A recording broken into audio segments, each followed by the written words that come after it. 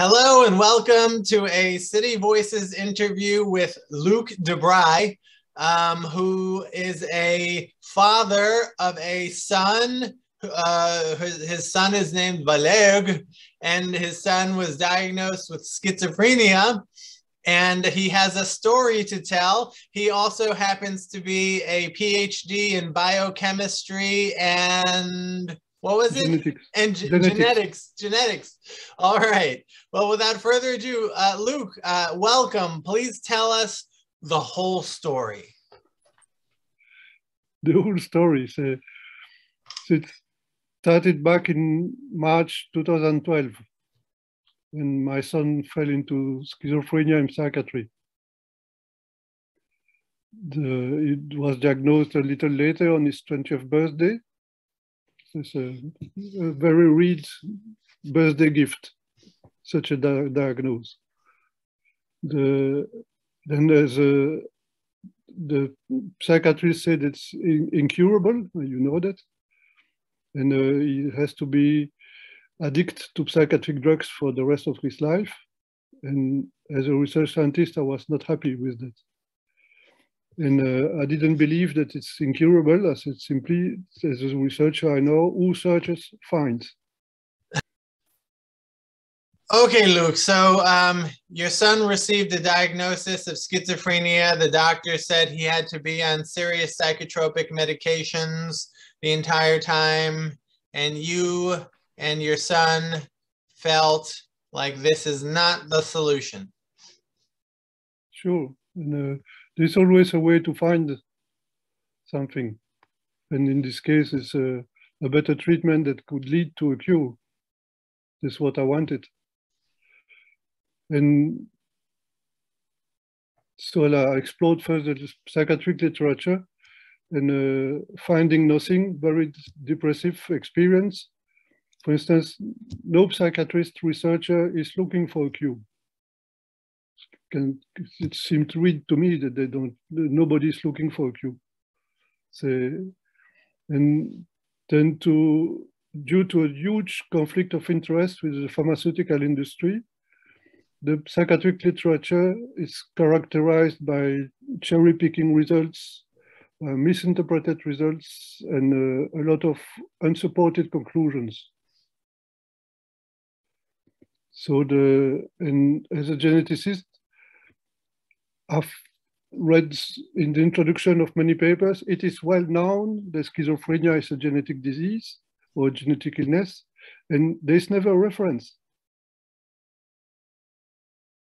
And what is never referenced?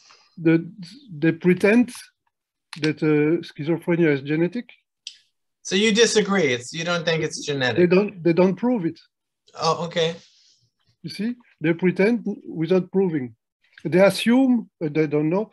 For many papers, long time ago, they don't go and check to see what's written in these old papers. And the inheritance of schizophrenia has never been proven. It's just an assumption. And so, in fact, the working in breeding, I know that the probability of a mutation in a gene is less than 1 million.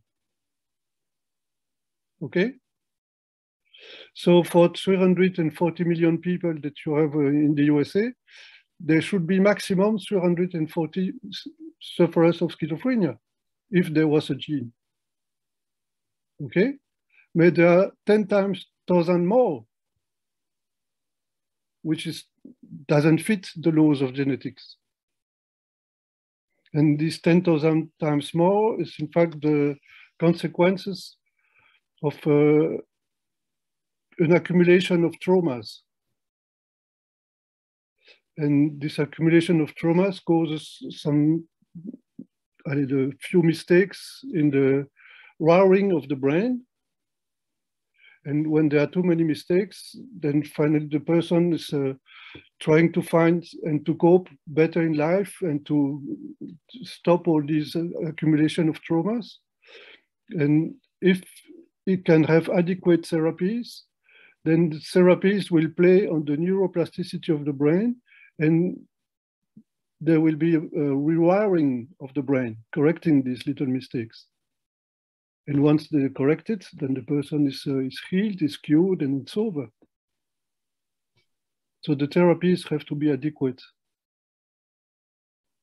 Do you even see schizophrenia as a disease?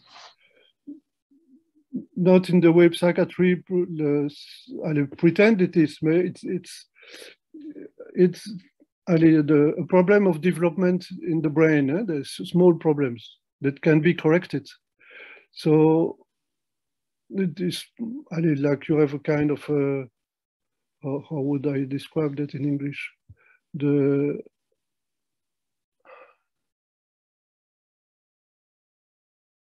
Well, it's a if you're born with a birth, you know that there are sometimes some red plaque on the skin. A rash? No, it's not rash. It's red, really a red color. You can have that in the face as well sometimes. It's a mistake of development in the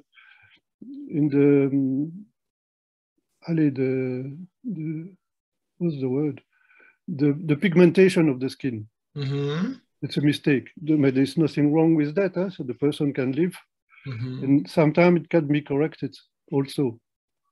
Certainly with adequate nutrition, so we have to compensate to the nutritional deficiencies that may be causing this partly. And the brain is the same. The mistakes in the development can be corrected. And that's valid not only for schizophrenia, but also for autism, ADHD, anorexia, bulimia, bipolarity. These are only some different forms of madness. And the brain development problems that each form of madness had happened at different times. And for the children suffering autism, then this accident in brain development started to already happen in the womb, in the mother's belly. The brain starts to develop week 5. Do you believe all mental illness, all serious mental illnesses from schizophrenia to bipolar to depression are simply conditions that arise from traumas or multiple serious traumas? Yes, so nutritional deficiencies and autoimmune disease in the case of autism, as we know today, are the environmental traumas. They're not caused by some other people who are nasty to the child. So an autist, it's a kid who will become autist, for instance, 3 months old in the womb. The mother was at a restaurant and she got a dish with plenty of glyphosate. She doesn't know that. It's not her fault. But the little, the fetus reacted against this poisoning. Okay? So the poisoning in something the mother ate at a restaurant? Yeah, it's without knowing. Okay. So it's not her fault. Right. It just happened in life. Right. Or sometimes she can have a flu, especially in the first 3 months. And that's not her fault if she was in contact with someone who was carrying the virus. So you see, we cannot accuse the parents. Most of the traumas happened without parents knowing. And especially the case of schizophrenia, so it's a later development of madness. Most of the traumas happened out of the home of the family. Such as at school or on the street, and wherever. Sports clubs, the activities, the scoutism, whatever, yes. For instance, I don't know if you heard about Ron Coleman. Who? Ron Coleman. Ron Goldman. No. Coleman. I don't. Go ahead. He's one of the most active voice in the hearing voices movement. Okay. And so it's been cared for by Marius Rom and Sandra Escher. And when he was a kid, his parents were driving him to the church for preparing his first communion. And every Saturday, the vicar was raping him in the sacristy. Oh. He never told his parents. But that was a trauma to be victim of a pedophile. So Yes. this sexual abuse. And that was. Then he had some other traumas. Like the last one was his fiancée died too soon. Oh. So that was and so you see that's an accumulation that finally makes you go down in your life. And during the neuroplasticity for rewiring the brain, the reprogramming, it's what's called a rebirth. And the rebirth goes to the same programmation than the growth of a kid who has not enough trauma to suffer from madness. How old is your son now? He's 29. And does he understand the trauma-based reasoning behind his condition? I think so. He has a good therapist, and they managed to get the trust sufficient for him to release what he couldn't talk about. Now, does your son have an idea or about what traumas he experienced that might have led to a breakdown in his brain chemistry? When he was a child and a teenage, something happened out of the home. We don't know. The therapist will not tell us because they don't want to break the trust. Oh, okay. We know the first one we learned is my wife suffered a flu when it was a 3 months pregnancy. Mm-hmm. And the last one, when he was 16, 17, he developed a scoliosis. Mm-hmm. So that's traumatizing for him. But nothing socially, or we don't. We know that he was bullied at school. That's one trauma more, but we don't know about the others. Well, okay. So the therapist will not tell us. So I don't insist. I don't ask. I prefer my son. He has developed a good relationship. He's talking about his traumas with them. And we see him improving every week when he comes for dinner at home. So your son does not live with you? No, he's living independently. With roommate or by himself? At the beginning, it was with a roommate, but for about 3.5 years now, he's living on himself. What city and what country? In Brussels, Belgium. Brussels, Belgium. Mm. So in the beginning, after he was diagnosed with schizophrenia, what was it like for him to be on all that medication? Psychiatrists say that they want to stabilize the person, and he was so stabilized by a cocktail of 4 drugs that he had to sleep about 18 hours a day. He could no longer practice sport. He could no longer study. He gained 45 pounds in a year time. So he couldn't go out with friends. He couldn't concentrate more than 15, 20 minutes. Was it hard for him to relate to other people at that time? Well, he was in the psych ward for the week. Often he came back. He was authorized to come back home for the weekend. So it was doing nothing. He was just miserable. Yes. And he was so drugged that he's here at home with the sedation effects. He was falling in the stairs, risking breaking his neck. For how long was he on medication? Oh, it's been on 3 cycles, 3 kinds of episodes, if you want. The first one was 15 months. Okay. And then what happened after the 15 months? Then I discovered the existence of the open dialogue therapy. Mm-hmm. And so discussing with the family, showing the documentaries by Daniel Mackler. Don't know if you know Daniel. No. He's living at New York. Okay. He's a very interesting guy. So you discovered open dialogue. He has four films of about 1 or 15 each. Mm-hmm. So I'll put you the website in the chat.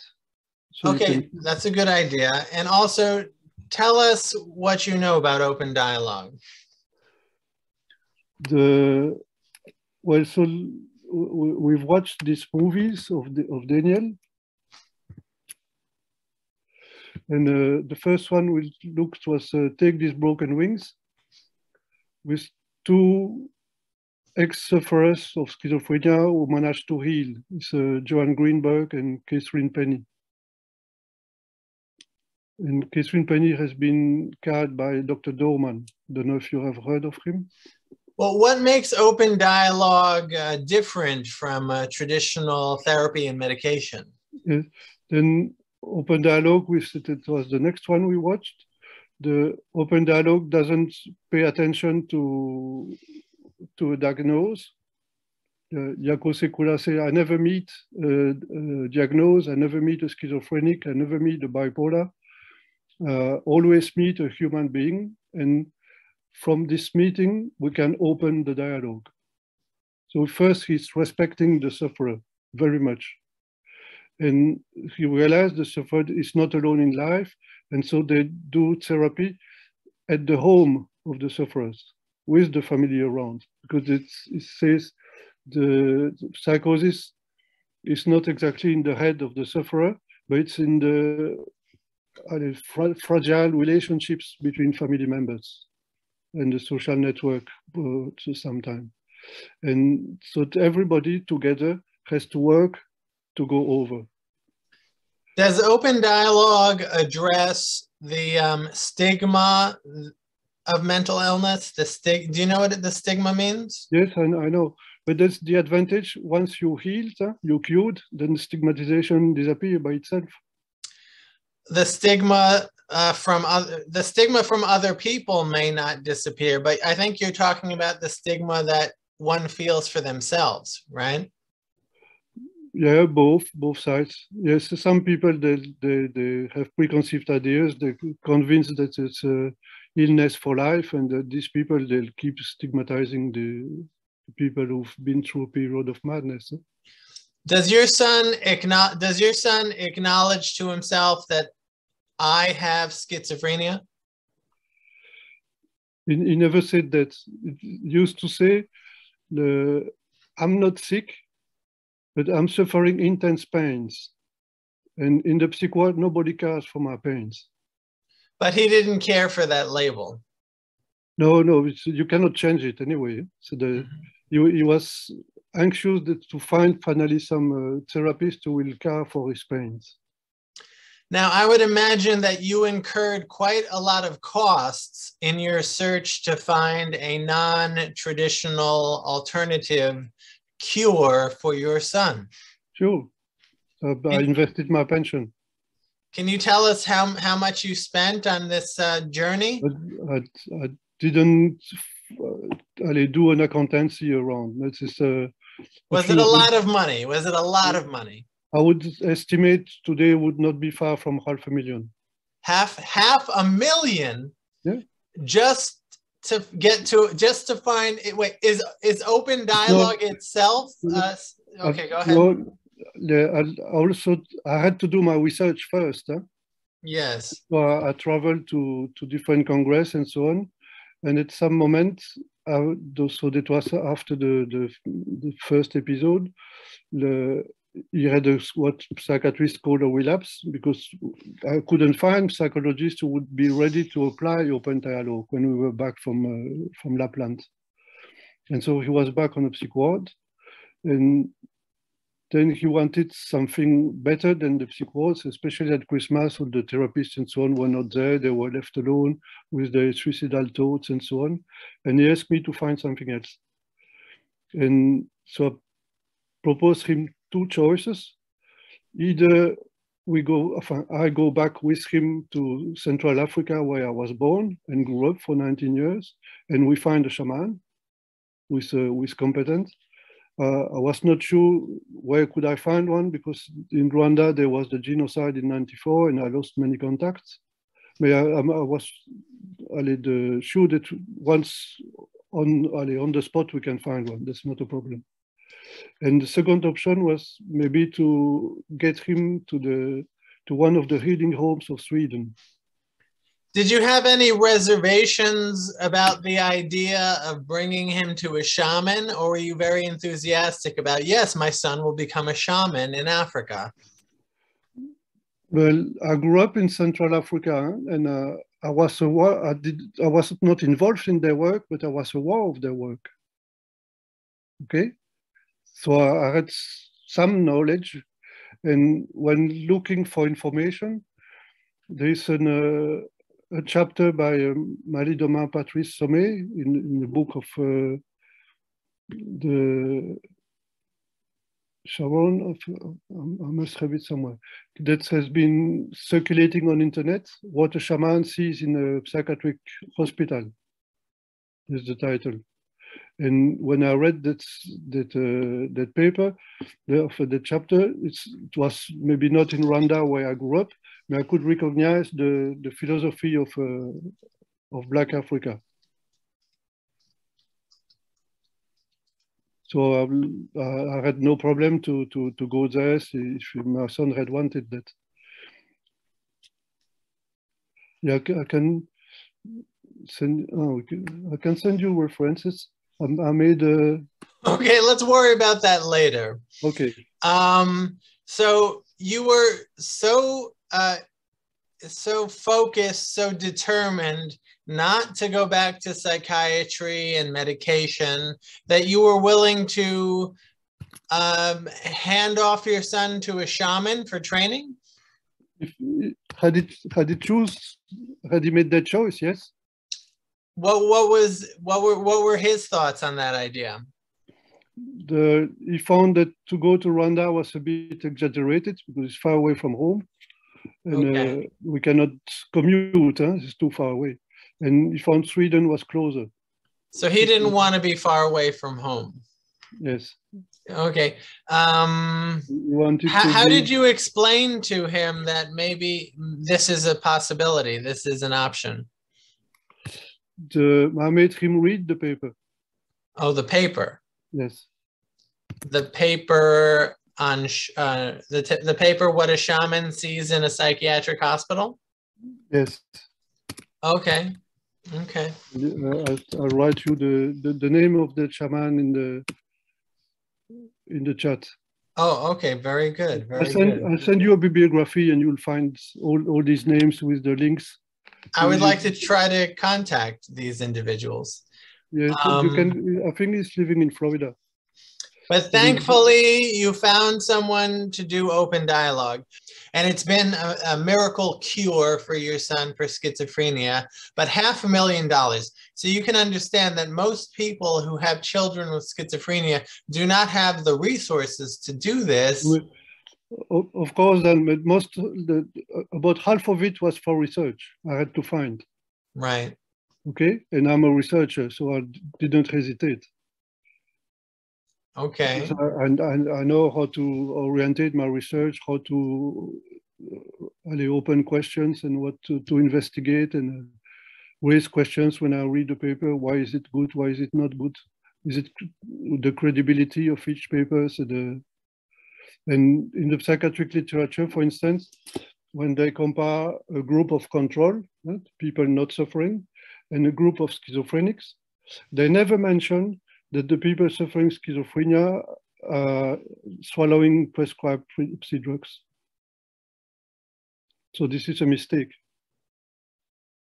So they interpret that what they see is effect of schizophrenia instead of effects of psychiatric drugs. Yes. And so once you understand that, it's 95% of the psychiatric literature you can throw away in the bin. Or recycled in toilet paper. Yeah. So that's often big reason behind is the corruption by big pharma.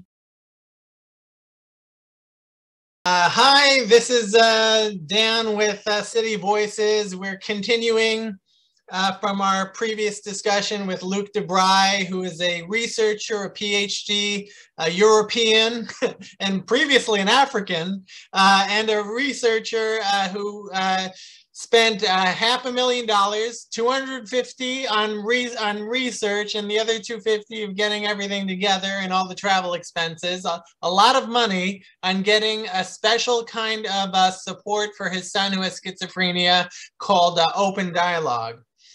And open dialogue is a mode of therapy that is experimental. Well, at least in the United States, it's experimental. I don't know about Norway and Sweden or what have you, but we did another interview with a doctor about the details of open dialogue. But here I just want to discuss open dialogue involves shying away from psychiatric medications. How can someone with schizophrenia, Luc, live happily without psychiatric medications? Because they're not needed. Psychiatric medications have in a selective use that is applied in the open dialogue therapy. So it's not against, it's a selective use. About 85% of the sufferers do not need psychotropic drugs. Now, okay, go ahead. Okay. So a few of them, they need, because they didn't sleep for 10 days, 2 weeks, they need some sleeping pills for a few days, no more. Okay, benzodiazepines, the sleeping pills. And once they slept enough, the therapy can start. Mm-hmm. Okay, when you apply psychiatric drugs for 100% of the sufferers, the psychotropic drugs, instead of 15% who are really extreme in their suffering, then you block the road back to a natural life. And the so-called stabilization that they want to achieve in psychiatry, you know? So let me ask you, after a human being develops an alternate state, like they say, the psychiatrists say schizophrenia happens to young men in their early 20s or after high school. Mostly, yes. And they say women develop a little bit later.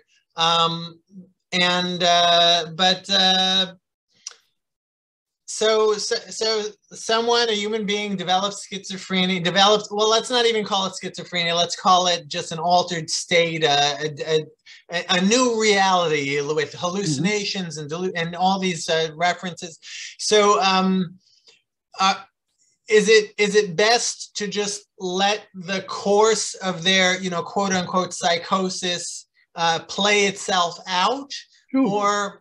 Or is there no place for psychiatric treatment? What happens to an individual who starts to experience that, and how can we help them? You have to understand there are two kinds of psychiatry. The one that is that you most are aware of today applies a symptomatic approach. Okay, they look at symptoms, that's all, and then on function of symptoms, psychiatrists write a prescription. That's all. But the other psychiatry, the new one, the emerging one, is addressing the causes of psychosis. And when you address the causes, then you can solve it and cure it. What do you mean by the new psychiatry? What is this new psychiatry? It's not just open dialogue. It's already started about the same time than the rise of the psychiatric drugs, with the Abraham Hofer, with the automolecular approach, looking at one of the causes, the potential causes of psychosis, is the nutritional deficiencies that is expressed with behavioral symptoms. And so if you know about the nutritional deficiencies, you can compensate with supplements, and psychosis disappear after a while. And like all diseases, you have to address the causes if you want to cure it. Well, let's talk about specifically what we know and who we know. Let's Yes. talk about your son and his experiences. What were the challenges for your son to adapt back to a life without psychiatric medications? The biggest challenge was to find a team to support him, to accompany him on his healing road. Because what you call hallucinations, the delusions and so on, is the first part of the healing road. And psychosis is a consequence of cumulative traumas, childhood traumas and teenage traumas. Okay? It doesn't happen overnight. It's something that that's being built over time. So we all have, every human being has had traumas just living in this crazy world. Why don't we all develop psychosis? It depends on the traumas you suffer. You need accumulation. For instance, my friend Ron Coleman, Scottish man today, he's built like a rugby man. But when he was 6, he was driven by his parents to the local church for preparing his first communion. And every Saturday, the vicar of the church raped him in the sacristy, sodomizing him, a little boy. So the parents didn't know because he never told them, because he was so ashamed, he was feeling guilty, it's his fault if something happened. And every Saturday for a year, like this. Then later he had some other traumas. He was bullied at school. When he was engaged, his fiancée committed suicide. So it's another trauma. You see, these things accumulate. And then one day, too much is too much. Mm-hmm. And every little trauma causes some mistakes in brain development. And then the accumulation of mistakes becomes too much. And the hallucination delusions are in fact metaphors. The person suffering from these cumulative traumas doesn't have the words to describe what happened to him. For instance, my friend Ron Coleman didn't have the words to describe that he was being sodomized. It's not part of the vocabulary of a 6-year-old boy.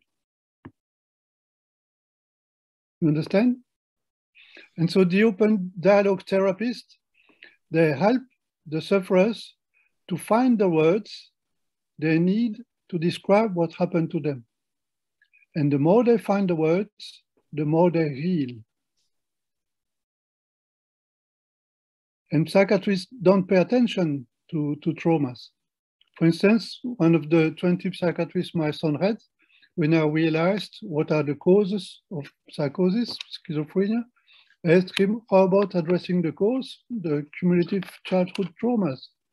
So how does open dialogue actually address trauma? But with the dialogue, they opened the discussion with the sufferers, with the family, what happened to the boy, to the girl, and they tried to sort out and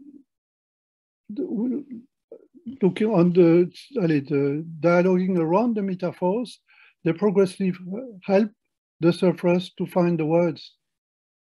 And they also address this sense of shame, sense of guilt, and they tell him, what happened to you, we cannot change it, but we can help you to relieve and to alleviate your feelings of guilt and shame. How can your, so your son participated in this open dialogue with, with a team, and how was he able to engage and answer their questions and reveal so much about his trauma? If he may have been, was he actively hallucinating? Oh, sure, he was. So how did they engage him through the barrier? Then at some moment, what he's done is individual therapy. I was not there. And the therapist didn't want to tell me everything because the trust would be broken between the therapist and him. Okay. But at some moments, he could tell me, because I'm paying somewhere, they could tell me that my son opened the curtain and let go what he had. Okay, so they told you that much. Yeah. Let me ask you. You see, I guess if he was raped like Rod Coleman was at 6 years old, the therapist will not tell me, because otherwise tomorrow I could be in jail because of a murder. I would murder the perpetrator. Yes. You see, that makes sense, huh? Yeah. But now, when what your son was it? I mean, he did, open dialogue is just what? How many hours a day? In Lapland, they, at the beginning, they do 1.5 hours almost every day, certainly for 2-3 weeks. Okay, so you have like 16 hours with your son, where he's home or he's doing things in the community. Like, what was it like living with someone who was off of medication, had a diagnosis of schizophrenia, and may have been actively hallucinating? When at that period, we didn't leave it because I managed to have an access for him at the healing homes in Sweden. The what homes? Healing homes. Oh, healing homes. Yes. Okay, tell us about the healing homes. So that's an organization called the Family Care Foundation, which was founded by Karina Håkansson. And one of the film by Daniel Mackler concerns the healing homes of Sweden.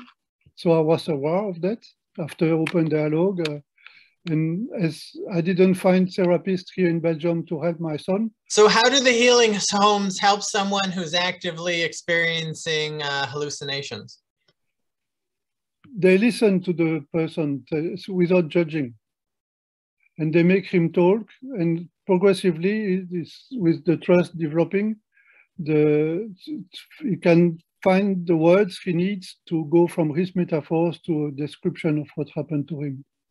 So you mentioned before, like it requires a team to help someone in your son's situation. So tell us about the members of the team. They can be just laymen. They need to be generous. So not judging. A lot of listening. So the open dialogue was a team. The healing home was part of the team. Yes. The family, you, your wife, your son, your other son, part of the team. Yes. Anybody else? You see, we cannot go on the healing room at his place. He has to do the road. But the healers accompany him. They're just 1 inch behind him, but they accompany him. You said the healers? Are those the healing home staff? Yeah, the healers, these are all the people around the person suffering. Huh? Oh, like the team? Yeah. Yes. Oh, okay, so they never leave him alone, is that right? Never. Did he ever say, I just want to be left alone? No. Really? He was okay with it? When he's accompanied by adequate persons, not by psychiatrists. Huh? He didn't want to have a psychiatrist. I know. Because with psychiatrists, you cannot heal. Right. They're not trained to heal people. That's very sad. So what were the biggest challenges for your son? Is to have the adequate team. Because you need people who believe in healing and curing, while we are in an environment driven by traditional psychiatry where they pretend it's incurable. Mm-hmm. So how long, the biggest challenge is to get the right team together, right? That's the biggest challenge. And to give a lot of time and energy to your son while he's transitioning into more stability, right? No, not stability. Oh, tell me, what then? What is the hope for someone? Stability is the concept of psychiatry. Okay. They give medications so that he stays stable. Mm-hmm. No longer, he doesn't hallucinate. And these medications have anesthetic properties. So all the pain that the sufferers are suffering from are anesthetized. And so they can live more comfortably, but they cannot function sufficiently so to have a job and things like this. So, we're talking about bringing someone from the brink of psychosis into a fully functioning and happy individual, right? No, this is not stabilization because they're not fully functional. No, but that's what we're talking about. That's the purpose of the team and open dialogue and everything like that, right? No. In fact, for every disease, the healing road is chaotic. But we're not talking about disease. We're not talking about looking at your son as being a diseased person, right? If you want, yes, you can. No, but we're not. I mean, and that's okay. And you don't. Is that correct? You don't see him as a diseased person. I see him as someone who was wounded by the traumas and he needs to heal. You know, you have a physical wound with a knife in your arm. You need to heal. Okay, but and those traumas caused a break from reality. Well, what we consider reality, you know, what we see in front of our eyes and what we hear. For them, the reality is an overdose of traumas. Okay. So they have another reality than ours. Okay, so they're in an alternate reality, right? And the psychosis is in fact a sane reaction for facing unsane circumstances. So is he still living in that alternate reality No, he's not. He's completely back to the accepted reality. Yeah, he's closing in. He's closing in. Okay, he's not quite there. So where is he at now exactly? How would you describe it? When you read some books and publications about healing, there are 5 main stages of the healing road. And each stage is about 20% of the road. Tell us about the stages. In shamanic terms, it's called a rebirth. Okay? And you know, after birth, you go through the baby period, 0 to 4 years, child period, 4 to 8, puberty period, 8 to 12, teenage period, 12 to 16, and then young adults, 16 to 20. And in the rebirth, you go through the same kind of 5 stages, but with the hormones of an adult, of course. And during this rebirth, because of this small, tiny the mistake in the development of your brain, the therapy activates the neuroplasticity of the brain. And so there is a rewiring and reprogramming of the brain. And so you go through the rebirth. The baby period is the hallucinations period. When the baby is talking, you don't know what he's talking about. You don't know, you can't understand. But you realize he has needs. And they're fully dependent on their parents. And in the rebirth, in the first period, the sufferers are also fully dependent. Even to take a shower, they don't think about it. And then comes the second stage. And in the second stage, there's lots of anger. And then in the child stage, 4 to 8 years old, the child is always testing his limits. And in the equivalent stage, in the rebirth, the anger is a way to test limits, but with the hormones of an adult. And also the anger serves as a way of grieving on plenty of opportunities that he missed because of the traumas and so on. So all the joys of life he couldn't have. And this is a necessity to go through. Psychiatrists don't like that. They're afraid, they're scared, and so they kill all these emotions with their psychiatric drugs. And so they block the road to healing. Okay, and what's the third and the fourth and the fifth? And then the third is the equivalent to puberty. Right? You're transiting from you're becoming autonomous.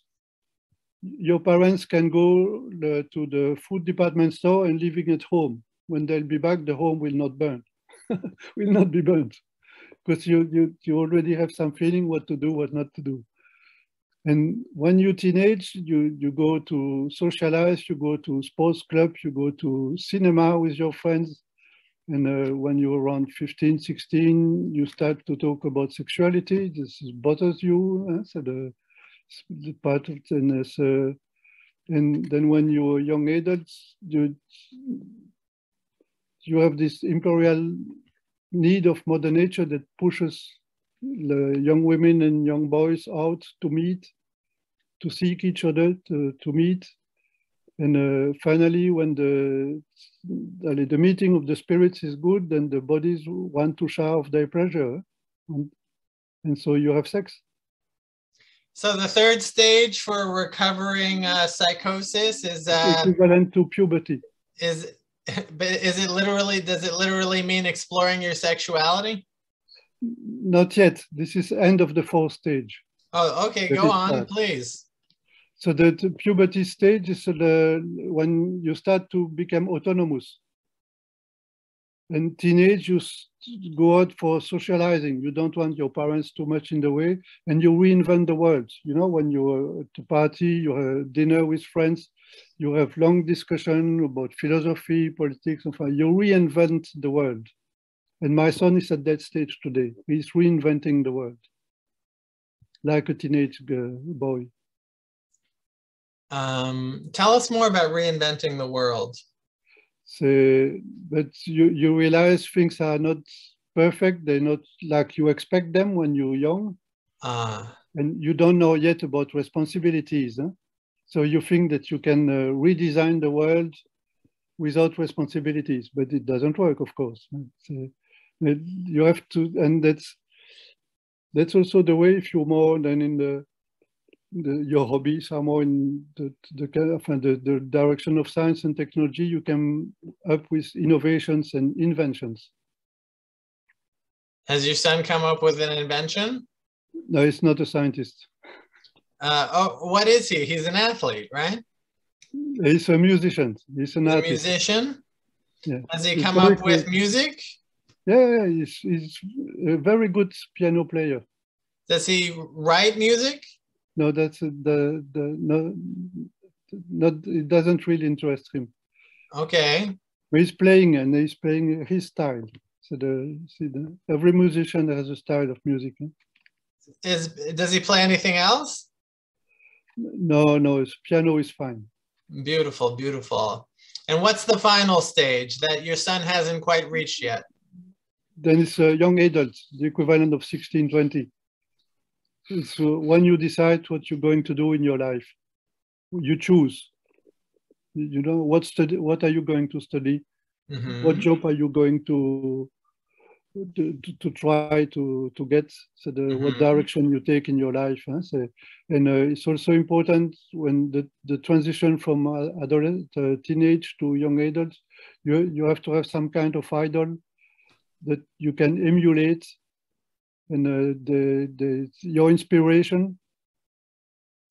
Does it happen at your son's current stage that he re-experiences some manner of hallucination? Not the same kind. It looks like a hallucination to us because we don't know where does it came from. It's out of the blue, but it's not a hallucination. It's more the kind of discussion you may hear from teenage when they reinvent the world. They don't talk with the same words than you, but this is not a hallucination. This is a projection in the future. Now, psychiatrists also call schizophrenia a cognitive disease.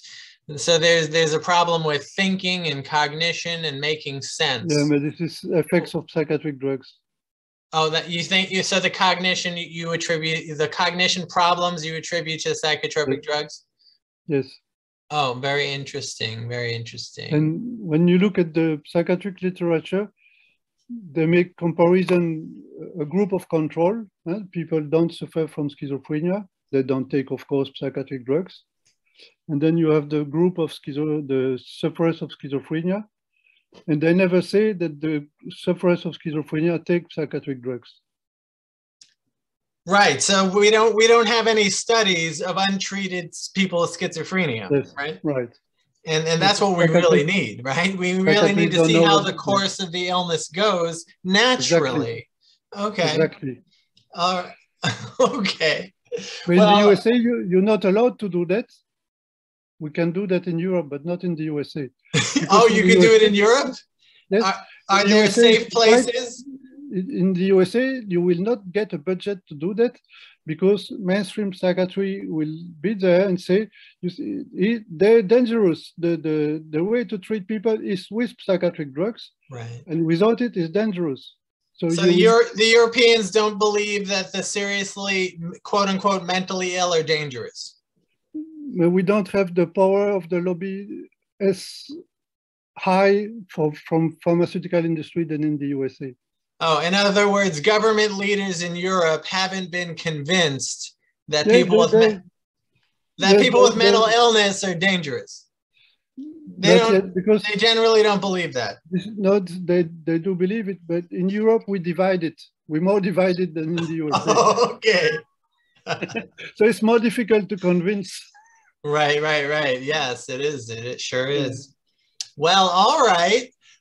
Is there anything we haven't covered that you would like to add to this conversation?